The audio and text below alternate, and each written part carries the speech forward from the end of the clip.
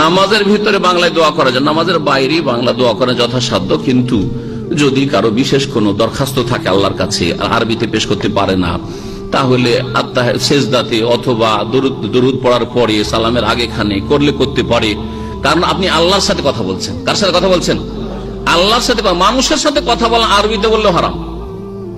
বোঝা গেছে না? যাইদি নামাজের ভিতরে যদি আরবিতে একবারে শুদ্ধ কোরআনের আরবিতে বলেন যে কাইফা হালুকা, নামাজ হবে না? নামাজ নষ্ট হয়ে যাবে, নষ্ট হয়ে যাবে। কিন্তু আল্লাহকে যদি বলেন রব্বেগ ফিরলি, কোন আয়াত বললেন না আর কোন হাদিসের দোয়া পড়লেন না, রব্বেগ ফিরলি, আল্লাহ আমাকে মাফ করো, আল্লাহ মারজুকনি, তো জায়েজ কিনা? কার সাথে কথা বলছেন? আল্লাহর সাথে। নামাজ হচ্ছে আল্লাহর সাথে কথা বলার জন্য, আল্লাহর সাথে গোপন আলাপের জন্য। বুঝা গেছে?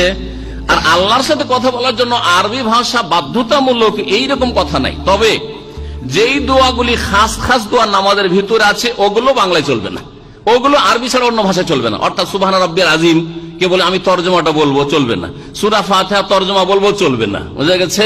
আমি আত্তাহিয়াতুটা বাংলায় পড়বো, চলবে না। দুরুদ বাংলায় পড়বো, চলবে না।